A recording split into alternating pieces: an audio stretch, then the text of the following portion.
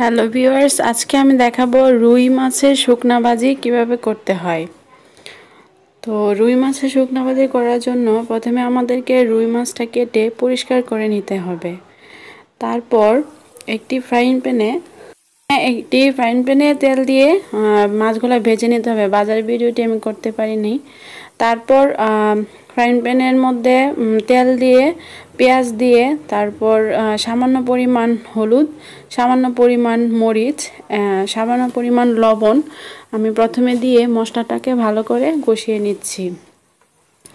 মশলাটার থেকে উপরে যতক্ষণ পর্যন্ত না তেল ভেসে উঠবে ততক্ষণ পর্যন্ত ভালো করে মশলাটা কষিয়ে নিতে হবে। তারপর এর মধ্যে আরও দিতে হবে সামান্য পরিমাণ জিরা গুঁড়া, যেটা আমি এখন দিচ্ছি। দেওয়ার পরে আবারও আমি মশলাটাকে ভালো করে মিশিয়ে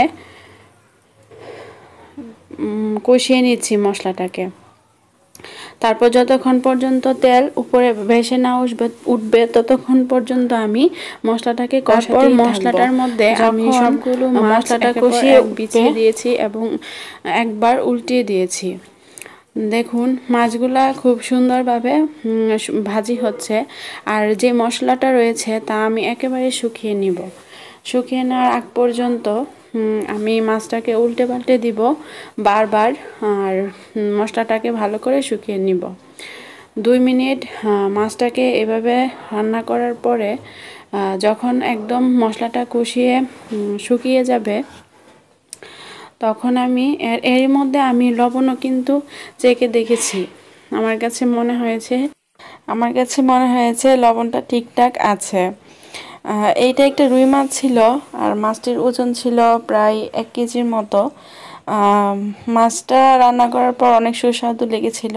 আর মাছটা যখন আপনার নামানোর আগে আমি কতগুলো ধনেপাতা দিয়ে দিয়েছি। ধনেপাতাগুলো একটু সিদ্ধ হওয়ার জন্য যতক্ষণ সময় লাগবে আমি ততক্ষণ প্যানটা রাখবো চুলার মধ্যে। তারপর আমি চুলা থেকে নামিয়ে ফেলবো। আমার এইভাবে মাছটা ভাজি করার পর অনেক ভালো লেগেছে এবং আমার পরিবারে যারা খেয়েছে সবাই অনেক পছন্দ করেছে এই ভাজিটা। আশা করি আপনাদেরও অনেক ভালো লাগবে। আপনারা ট্রাই করে দেখতে পারেন। আমি যেরকমভাবে মশলা দিয়েছি ওইরকমভাবে মশলা দিয়ে ট্রাই করে দেখতে পারেন। আশা করি আপনাদের কাছেও অনেক ভালো লাগবে।